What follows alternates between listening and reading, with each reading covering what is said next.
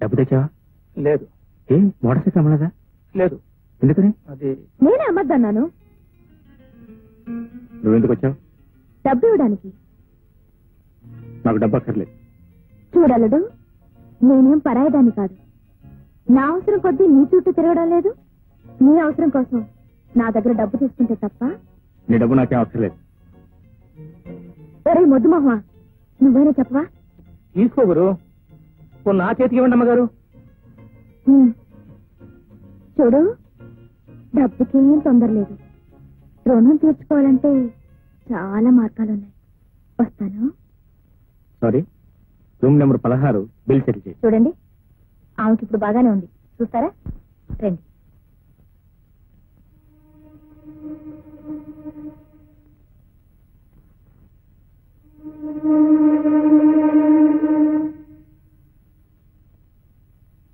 ఏమండి, ఆవిడ స్నానం చేయించాలి. మార్చడానికి బట్టలు పంపించండి. అలా ఆగో, ఇక్కడికి ఎందుకు వచ్చావు? నన్నేం ఉద్ధరిద్దామని? నేను చచ్చిన తర్వాత నా శవాన్ని తీసుకెళ్లి వ్యాపారం చేద్దామనా? ఏమిటమ్మా? డాక్టర్, అతను ఇక్కడి నుంచి ముందు బయటికి వెళ్ళిపోమని చెప్పండి. అతను ఒక్క క్షణం ఉన్నా నేను భరించలేను.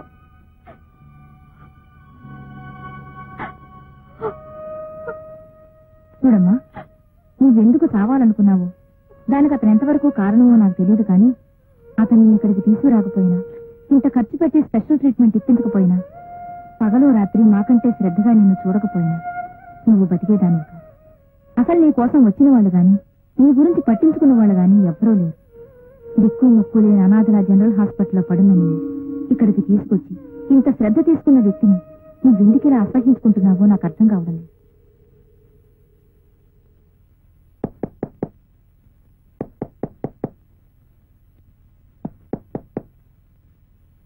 ఎవరు? Hello hello, can I meet the lawyer? Can I meet the lawyer in Nibanda? What is this nonsense? What is this? Why?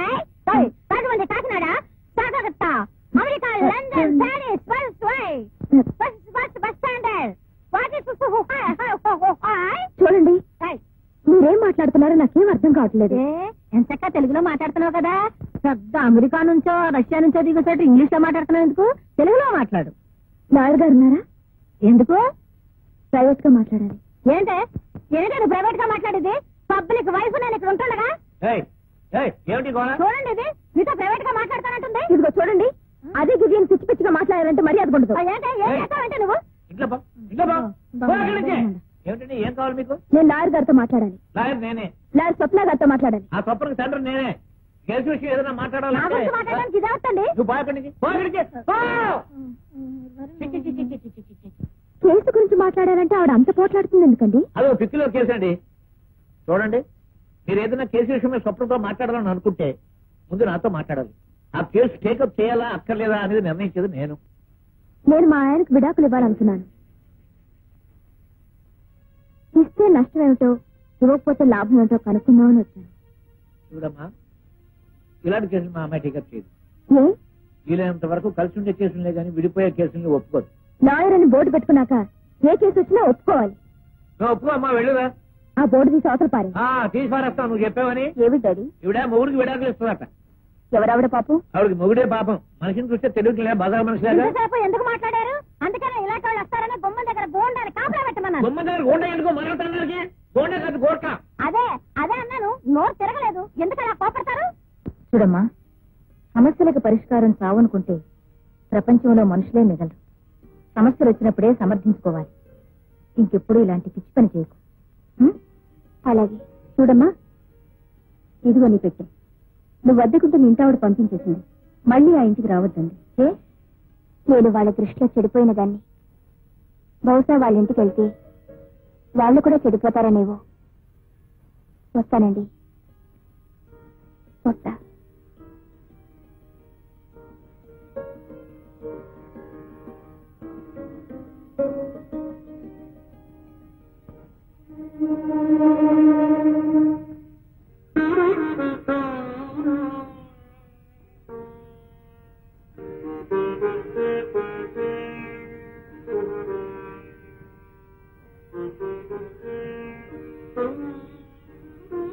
నీకెంత ఖర్చు అయింది?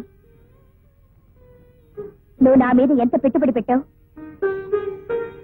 నువ్వు ఎంత పెట్టుబడి పెట్టినా నా దగ్గర ఉంది ఇది. చూడండి,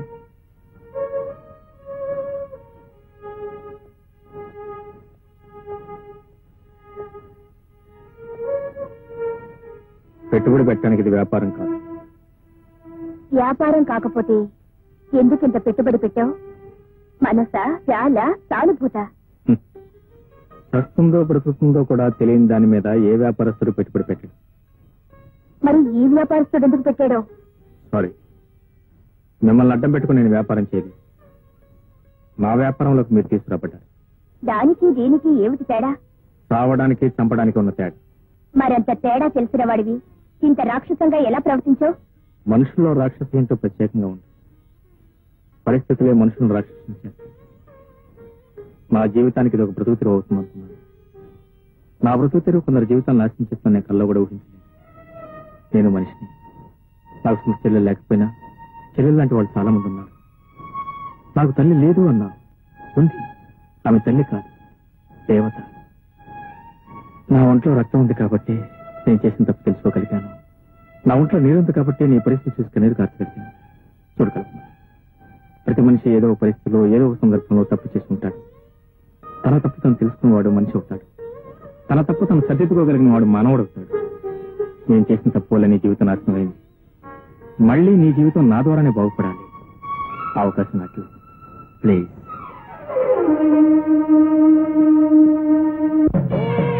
సుముఖాయ నమః. ఓం ఏకదంతాయ నమః. ఓం కపిలాయ నమః. ఓం గజకర్ణకాయ నమః. ఓం లంబోదరాయ నమః. ఓం సుముఖోత్తే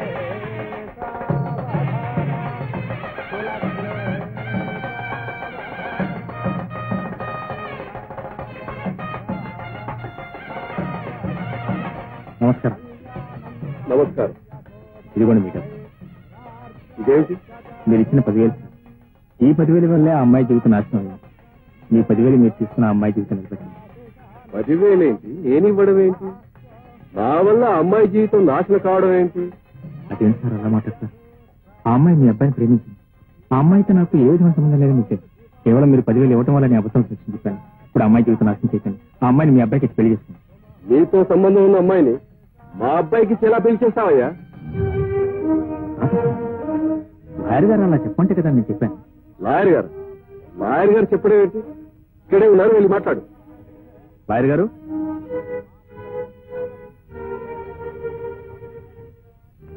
ఏమండి లాయర్ గారు, ఈ అమ్మాయికి నాకు సంబంధం ఉందని నాతో అబద్ధం సాక్ష్యం చెప్పించి ఆయనతో 10,000 ఇప్పించింది మీరు కాదు?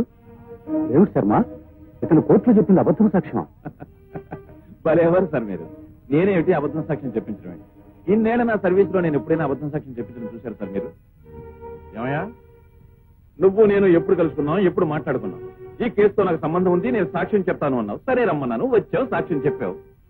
సార్, మీకు పిల్లలు ఉన్నారో లేదో నాకు సరిగ్గా తెలియదు. ఆడపిల్లలు ఉండే ఉంటారు. ఒక ఆడపిల్ల ఉసురు మాత్రం పూసుకోవద్దని చెప్తున్నాను. కేవలం ఈ పిల్ల పెళ్లి పాడు చేయడం కోసం నాతో మీరు అబద్ధం సాక్ష్యం చెప్పించారు. ఏమండి ధనంజయరావు గారు, ఏమిటి న్యూసెన్స్ అంతా? న్యూసెన్స్ కాదండి, మహా న్యూసెన్స్. ఆనాడు తన పెళ్లి ఎక్కడ ఆగిపోతుందోనని నేను చంపడానికి ప్రయత్నించానని నా మీద పోలీస్ కేసు పెట్టింది. కోర్టులో సాక్ష్యం ఇచ్చాడని ₹1,00,000 ఇతని బుట్టలో వేసుకొని ఉంటుంది. ఇప్పుడు ఈ పెళ్లి ఆపేసి నా ఆస్తితో కొట్టాలని చూస్తుంది. ఇదంతా బ్లాక్ మెయిలింగ్ అండి. ఇన్స్పెక్టర్ గారు చూడండి. పిచ్చి పిచ్చి వేషాలు వేస్తున్నావా? మర్యాదగా ఇక్కడికి బయటికి వెళ్ళండి, లేకపోతే అరెస్ట్ చేస్తాను. నిజమే చెప్తున్నాను.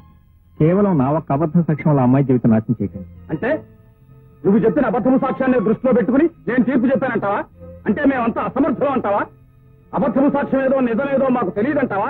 చూడు, అనవసరంగా నువ్వేదో చేయడానికి వచ్చి మరేదో చేయడానికి ప్రయత్నిస్తావు. వెళ్ళు, అమ్మాయిని తీసుకుని వెళ్ళు. ఇదిగో జడ్జి గారు కూడా కోపం వచ్చాడు.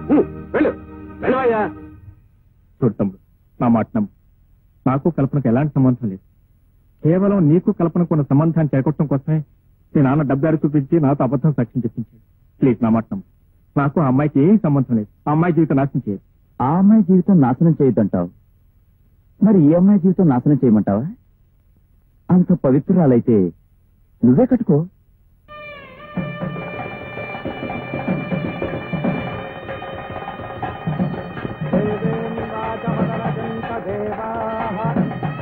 విశ్వరూపా మంత్రే